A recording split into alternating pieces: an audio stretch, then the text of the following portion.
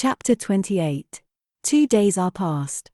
It is a summer evening. The coachman has set me down at a place called Whitcross. He could take me no farther for the sum I had given, and I was not possessed of another shilling in the world. The coach is a mile off by this time. I am alone. At this moment I discover that I forgot to take my parcel out of the pocket of the coach, where I had placed it for safety. There it remains, there it must remain, and now, I am absolutely destitute. Whitcross is no town, nor even a hamlet. It is but a stone pillar set up where four roads meet, whitewashed, I suppose, to be more obvious at a distance and in darkness. 4 arms spring from its summit. The nearest town to which these point is, according to the inscription, distant 10 miles, the farthest, above 20. From the well-known names of these towns I learn in what county I have lighted, a North Midland shire, dusk with moorland, ridged with mountain. This I see. There are great moors behind and on each hand of me. There are waves of mountains far beyond that deep valley at my feet. The population here must be thin, and I see no passengers on these roads. They stretch out east, west, north, and south, white, broad, lonely. They are all cut in the moor, and the heather grows deep and wild to their very verge.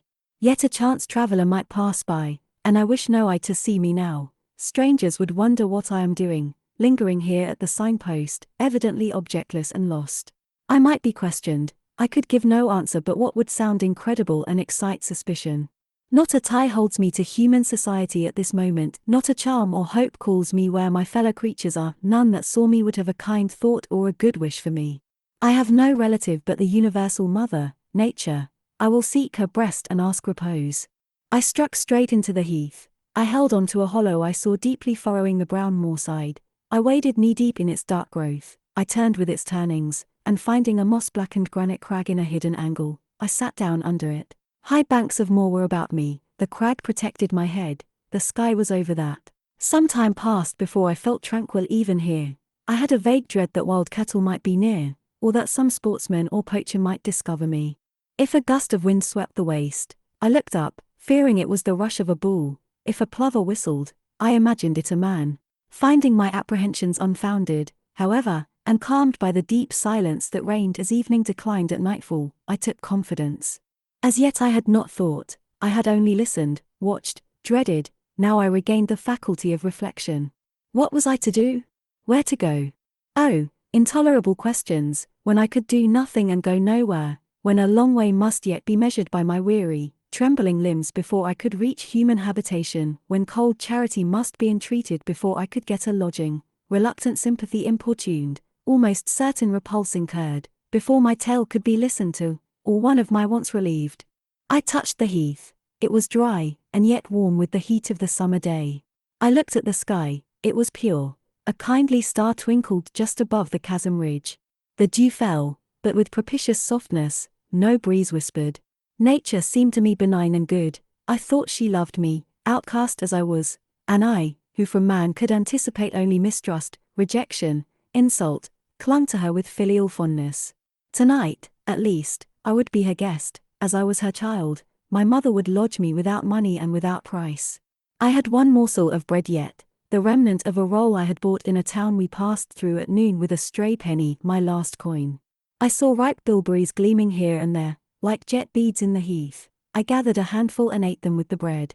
My hunger, sharp before, was, if not satisfied, appeased by this hermit's meal.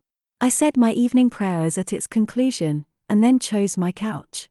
Beside the crag the heath was very deep. When I lay down my feet were buried in it, rising high on each side. It left only a narrow space for the night air to invade. I folded my shawl double, and spread it over me for a coverlet. A low, mossy swell was my pillow. Thus lodged, I was not, at least at the commencement of the night, cold. My rest might have been blissful enough, only a sad heart broke it. It plained of its gaping wounds, its inward bleeding, its riven cords. It trembled for Mr. Rochester and his doom. It bemoaned him with bitter pity. It demanded him with ceaseless longing. And, impotent as a bird with both wings broken, it still quivered its shattered pinions in vain attempts to seek him. Worn out with this torture of thought, I rose to my knees. Night was come, and her planets were risen. A safe, still night, too serene for the companionship of fear. We know that God is everywhere, But certainly we feel his presence most when his works are on the grandest scale spread before us, and it is in the unclouded night sky, where his worlds wheel their silent course, that we read clearest his infinitude, his omnipotence, his omnipresence. I had risen to my knees to pray for Mr. Rochester. Looking up, I, with tear-dimmed eyes, saw the mighty Milky Way. Remembering what it was, what countless systems there swept space like a soft trace of light, I felt the might and strength of God. Sure was I of his efficiency to save what he had made. Convinced I grew that neither earth should perish, nor one of the souls it treasured. I turned my prayer to thanksgiving. The source of life was also the savior of spirits. Mr. Rochester was safe, he was God's, and by God would he be guarded. I again nestled to the breast of the hill, and ere long in sleep forgot sorrow. But next day, want came to me pale and bare. Long after the little birds had left their nests, long after bees had come in the sweet prime of day to gather the heath honey before the dew was dried, when the long morning shadows were curtailed, and the sun filled earth and sky, I got up, and I looked round me. What a still, hot, perfect day! What a golden desert this spreading moor! Everywhere sunshine. I wished I could live in it and on it. I saw a lizard run over the crag, I saw a bee busy among the sweet bilberries. I would fain at the moment have become bee or lizard, that I might have found fitting nutriment, permanent shelter here. But I was a human being, and had a human being's wants. I must not linger where there was nothing to supply them. I rose, I looked back at the bed I had left, hopeless of the future. I wished but this, that my Maker had that night thought good to require my soul of me while I slept, and that this weary frame, absolved by death from further conflict with fate, had now but to decay quietly, and mingle in peace with the soil of this wilderness. Life, however, was yet in my possession, with all its requirements, and pains, and responsibilities. The burden must be carried, the want provided for, the suffering endured, the responsibility fulfilled. I set out. Whitcross regained, I followed a road which led from the sun, now fervent and high. By no other circumstance had I will to decide my choice. I walked a long time, and when I thought I had nearly done enough, and might conscientiously yield to the fatigue that almost overpowered me, might relax this forced action, and, sitting down on a stone I saw near, submit resistlessly to the apathy that clogged heart and limb, I heard a bell chime, a church bell. I turned in the direction of the sound, and there, amongst the romantic hills, whose changes and aspect I had ceased to note an hour ago, I saw a hamlet and a spire. All the valley at my right hand was full of pasture fields, and cornfields, and wood, and a glittering stream ran zigzag through the varied shades of green, the mellowing grain, the sombre woodland, the clear and sunny lea. Recalled by the rumbling of wheels to the road before me, I saw a heavily laden wagon laboring up the hill, and not far beyond were 2 cows and their drover. Human life and human labor were near. I must struggle on, strive to live and bend to toil like the rest. About 2:00 p.m. I entered the village. At the bottom of its one street there was a little shop with some cakes of bread in the window. I coveted a cake of bread. With that refreshment I could perhaps regain a degree of energy. Without it, it would be difficult to proceed. The wish to have some strength and some vigor returned to me as soon as I was amongst my fellow beings. I felt it would be degrading to faint with hunger on the causeway of a hamlet. Had I nothing about me I could offer in exchange for one of these rolls? I considered. I had a small silk handkerchief tied round my throat, I had my gloves. I could hardly tell how men and women in extremities of destitution proceeded. I did not know whether either of these articles would be accepted, probably they would not, but I must try. I entered the shop. A woman was there. Seeing a respectably dressed person, a lady as she supposed, she came forward with civility. How could she serve me? I was seized with shame, my tongue would not utter the request I had prepared. I dared not offer her the half-worn gloves, the creased handkerchief. Besides, I felt it would be absurd. I only begged permission to sit down a moment, as I was tired. Disappointed in the expectation of a customer, she coolly acceded to my request. She pointed to a seat, I sank into it. I felt sorely urged to weep, but conscious how unseasonable such a manifestation would be, I restrained it. Soon I asked her if there were any dressmaker or plain workwoman in the village. Yes, 2 or 3. Quite as many as there was employment for. I reflected. I was driven to the point now.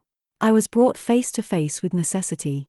I stood in the position of one without a resource, without a friend, without a coin. I must do something. What? I must apply somewhere. Where? Did she know of any place in the neighborhood where a servant was wanted? Nay, she couldn't say. What was the chief trade in this place? What did most of the people do? Some were farm laborers, a good deal worked at Mr. Oliver's needle factory, and at the foundry. Did Mr. Oliver employ women? Nay, it was men's work. And what do the women do? I know not, was the answer. Some does one thing, and some another. Poor folk mun get on as they can. She seemed to be tired of my questions, and, indeed, what claim had I to importune her? A neighbor or two came in, my chair was evidently wanted. I took leave. I passed up the street, looking as I went at all the houses to the right hand and to the left, but I could discover no pretext, nor see an inducement to enter any. I rambled round the hamlet, going sometimes to a little distance and returning again, for an hour or more. Much exhausted, and suffering greatly now for want of food, I turned aside into a lane and sat down under the hedge. Ere many minutes had elapsed, I was again on my feet, however, and again searching something, a resource, or at least an informant.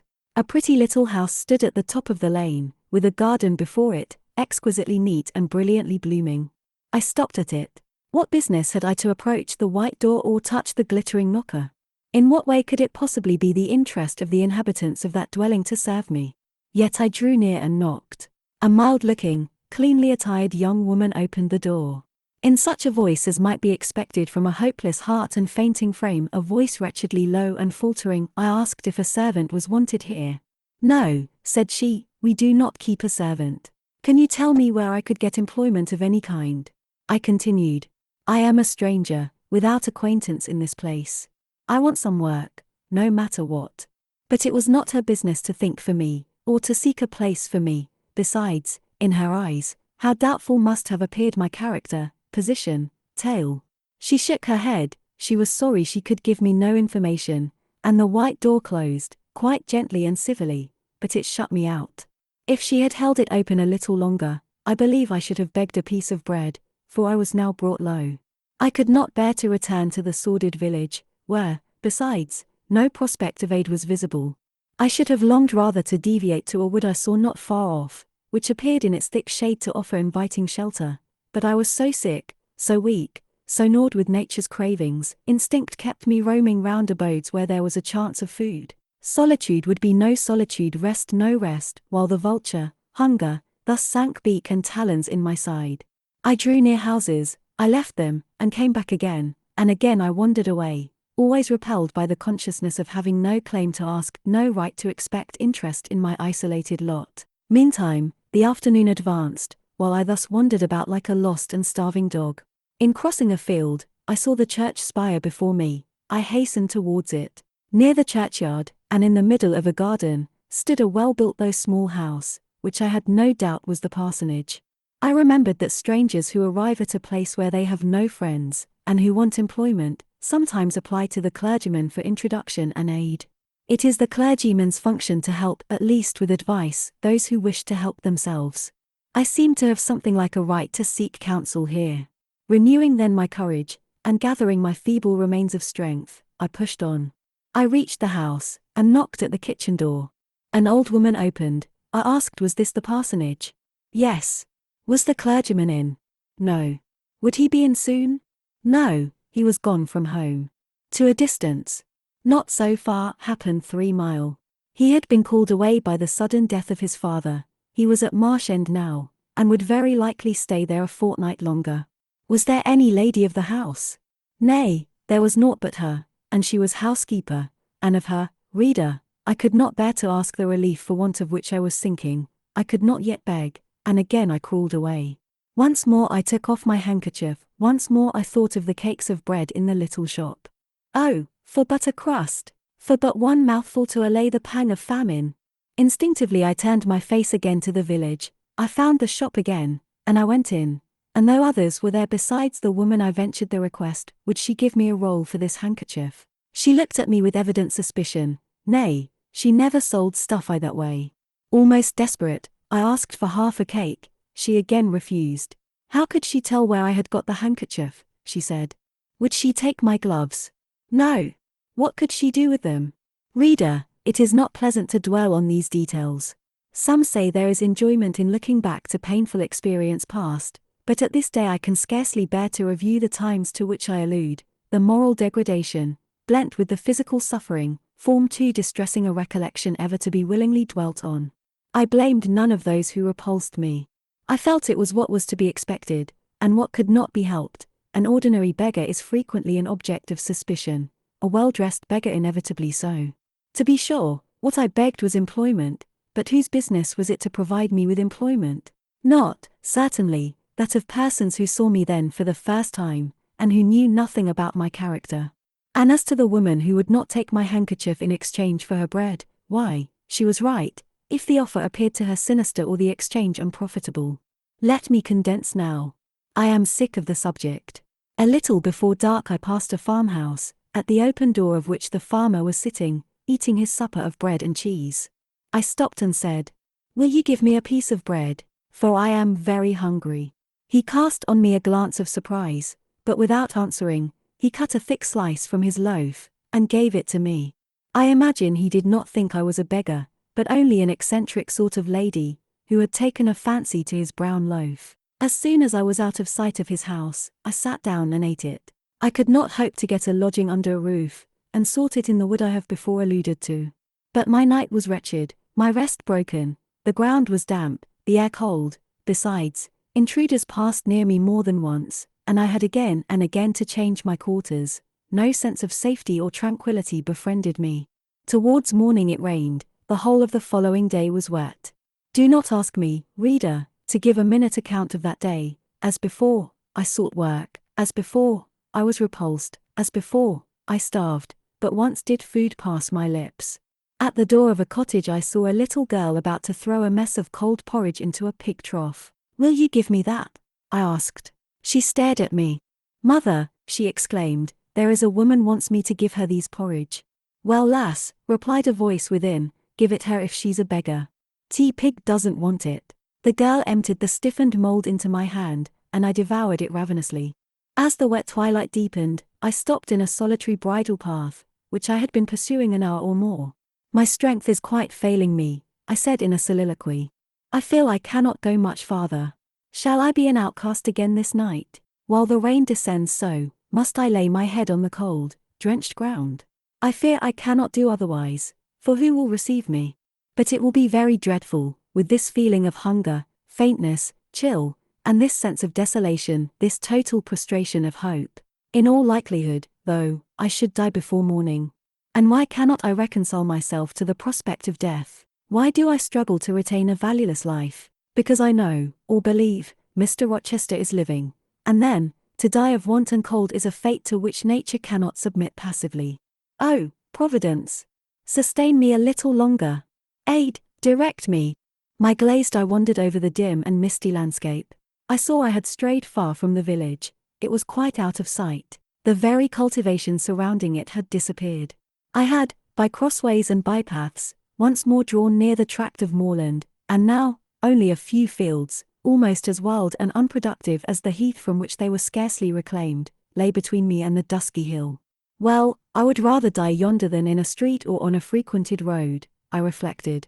And far better that crows and ravens, if any ravens there be in these regions, should pick my flesh from my bones, than that they should be prisoned in a workhouse coffin and moulder in a pauper's grave. To the hill, then, I turned. I reached it. It remained now only to find a hollow where I could lie down, and feel at least hidden, if not secure. But all the surface of the waste looked level. It showed no variation but of tint: green, where rush and moss overgrew the marshes; black, where the dry soil bore only heath. Dark as it was getting, I could still see these changes, though but as mere alternations of light and shade, for colour had faded with the daylight. My eye still roved over the sullen swell and along the moor edge, vanishing amidst the wildest scenery, when at one dim point, far in among the marshes and the ridges, a light sprang up. "That is an ignis fatuus," was my first thought, and I expected it would soon vanish. It burnt on, however, quite steadily, neither receding nor advancing. "Is it, then, a bonfire just kindled?" I questioned. I watched to see whether it would spread, but no, as it did not diminish, so it did not enlarge. "It may be a candle in a house," I then conjectured, "but if so, I can never reach it." It is much too far away, and were it within a yard of me, what would it avail? I should but knock at the door to have it shut in my face. And I sank down where I stood, and hid my face against the ground. I lay still a while, the night wind swept over the hill and over me, and died moaning in the distance. The rain fell fast, wetting me afresh to the skin. Could I but have stiffened to the still frost, the friendly numbness of death, it might have pelted on. I should not have felt it, but my yet living flesh shuddered at its chilling influence. I rose ere long. The light was yet there, shining dim but constant through the rain. I tried to walk again. I dragged my exhausted limbs slowly towards it. It led me aslant over the hill, through a wide bog, which would have been impassable in winter, and was splashy and shaking even now, in the height of summer. Here I fell twice, but as often I rose and rallied my faculties. This light was my forlorn hope. I must gain it. Having crossed the marsh, I saw a trace of white over the moor. I approached it. It was a road or a track. It led straight up to the light, which now beamed from a sort of knoll, amidst a clump of trees, firs, apparently, from what I could distinguish of the character of their forms and foliage through the gloom. My star vanished as I drew near. Some obstacle had intervened between me and it. I put out my hand to feel the dark mass before me. I discriminated the rough stones of a low wall above it, something like palisades, and within, a high and prickly hedge. I groped on. Again a whitish object gleamed before me. It was a gate, a wicket. It moved on its hinges as I touched it. On each side stood a sable bush, holly or yew. Entering the gate and passing the shrubs, the silhouette of a house rose to view, black, low, and rather long, but the guiding light shone nowhere.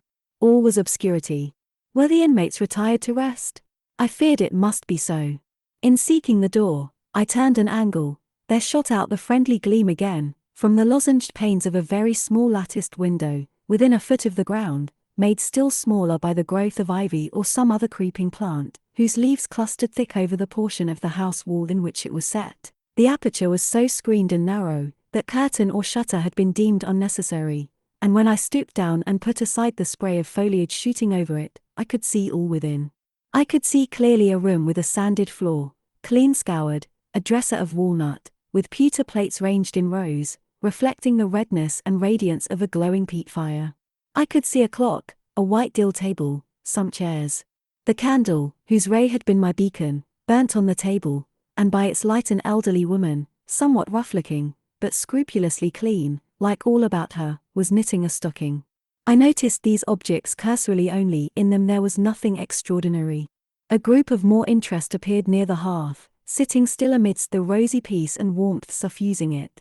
Two young, graceful women, ladies in every point, sat, one in a low rocking chair, the other on a lower stool. Both wore deep mourning of crape and bombazine, which sombre garb singularly set off very fair necks and faces. A large old pointer dog rested its massive head on the knee of one girl. In the lap of the other was cushioned a black cat. A strange place was this humble kitchen for such occupants.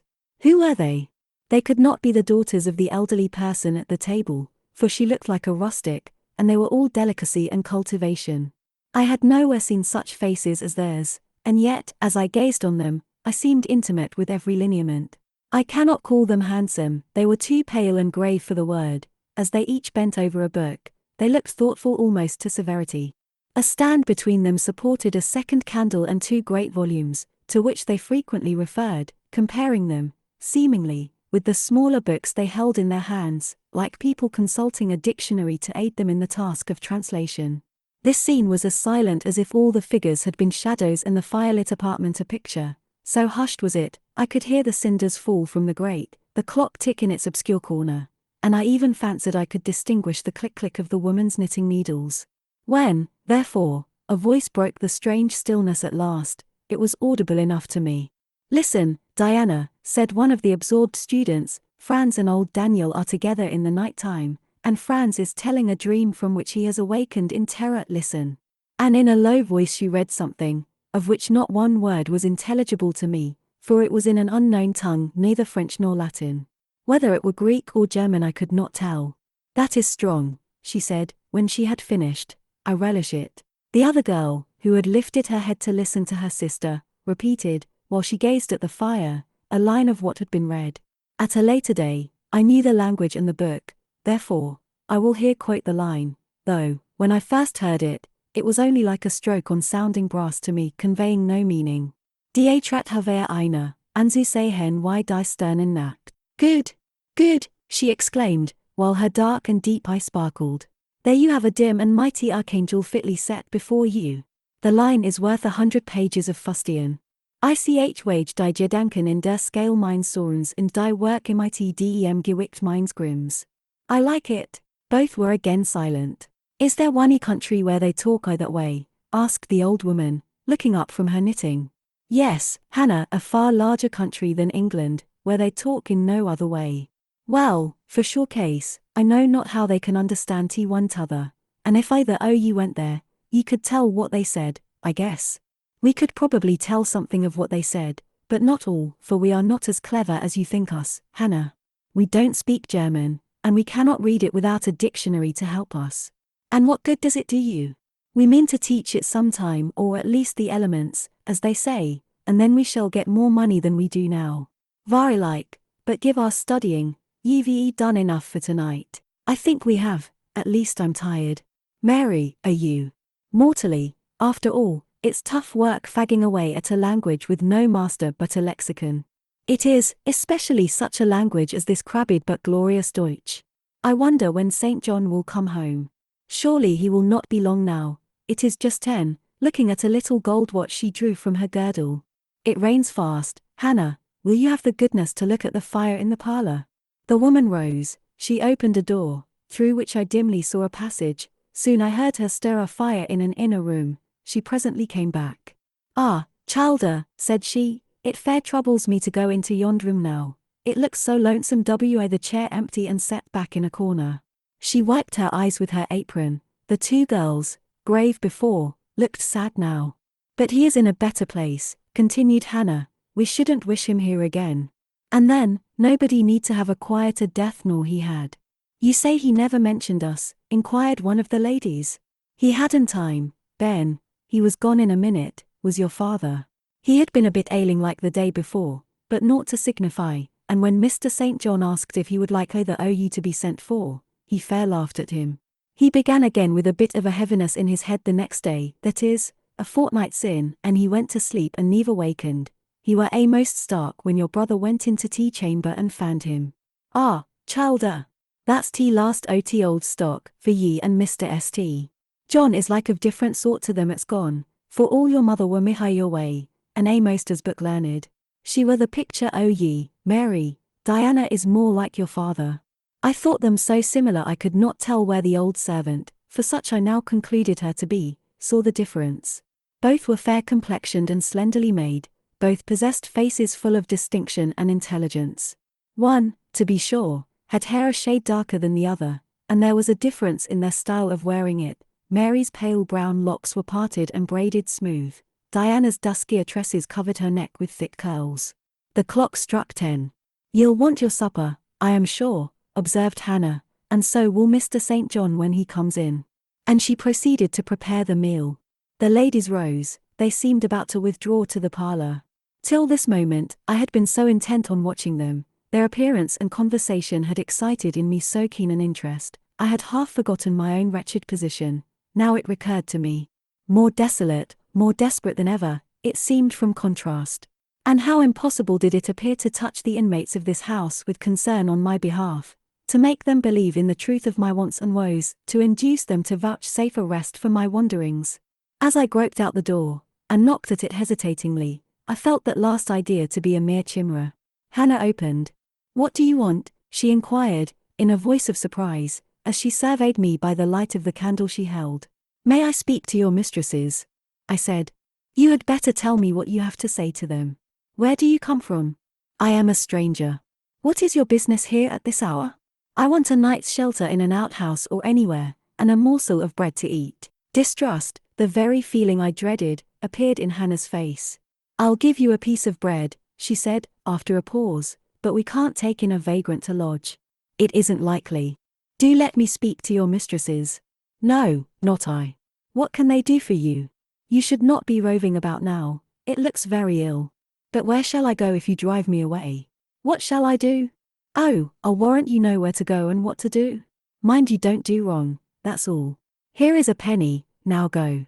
A penny cannot feed me, and I have no strength to go farther. Don't shut the door, oh, don't, for God's sake. I must, the rain is driving in. Tell the young ladies. Let me see them. Indeed, I will not. You are not what you ought to be, or you wouldn't make such a noise. Move off. But I must die if I am turned away. Not you. I'm feared you have some ill plans, Agate, that bring you about folks' houses at this time o' night. If you've any followers, housebreakers or such like anywhere near, you may tell them we are not by ourselves in the house, we have a gentleman, and dogs, and guns. Here the honest but inflexible servant clapped the door to and bolted it within. This was the climax. A pang of exquisite suffering, a throe of true despair rent and heaved my heart. Worn out, indeed, I was, not another step could I stir. I sank on the wet doorstep, I groaned, I wrung my hands, I wept in utter anguish. Oh, this spectre of death! Oh, this last hour, approaching in such horror! Alas, this isolation, this banishment from my kind! Not only the anchor of hope, but the footing of fortitude was gone, at least for a moment, but the last I soon endeavored to regain. I can but die, I said, and I believe in God. Let me try to wait his will in silence. These words I not only thought, but uttered, and thrusting back all my misery into my heart, I made an effort to compel it to remain there dumb and still. All men must die, said a voice quite close at hand, but all are not condemned to meet a lingering and premature doom, such as yours would be if you perished here of want. Who or what speaks?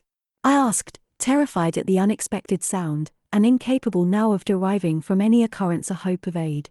A form was near. What form? The pitch-dark night and my enfeebled vision prevented me from distinguishing. With a loud long knock, the newcomer appealed to the door. Is it you, Mr. St. John? Cried Hannah. Yes, yes, open quickly. Well, how wet and cold you must be, such a wild night as it is. Come in, your sisters are quite uneasy about you, and I believe there are bad folks about. There has been a beggar woman, I declare she is not gone yet, laid down there. Get up, for shame. Move off, I say. Hush, Hannah. I have a word to say to the woman. You have done your duty in excluding, now let me do mine in admitting her. I was near, and listened to both you and her. I think this is a peculiar case, I must at least examine into it. Young woman, rise, and pass before me into the house. With difficulty I obeyed him. Presently I stood within that clean, bright kitchen on the very hearth, trembling, sickening, conscious of an aspect in the last degree ghastly, wild, and weather-beaten. The two ladies, their brother, Mr. St. John, the old servant, were all gazing at me. St. John, who is it? I heard one ask. I cannot tell, I found her at the door, was the reply. She does look white, said Hannah. As white as clay or death, was responded. She will fall, let her sit. And indeed my head swam, I dropped, but a chair received me. I still possessed my senses, though just now I could not speak. Perhaps a little water would restore her. Hannah, fetch some. But she is worn to nothing. How very thin, and how very bloodless. A mere spectre. Is she ill, or only famished? Famished, I think. Hannah, is that milk? Give it me, and a piece of bread. Diana, I knew her by the long curls which I saw drooping between me and the fire as she bent over me, broke some bread, dipped it in milk, and put it to my lips. Her face was near mine, I saw there was pity in it, and I felt sympathy in her hurried breathing. In her simple words, too, the same balm-like emotion spoke. Try to eat. Yes, try, repeated Mary gently, and Mary's hand removed my sodden bonnet and lifted my head. I tasted what they offered me, feebly at first, eagerly soon. Not too much at first, restrain her, said the brother, she has had enough. And he withdrew the cup of milk and the plate of bread.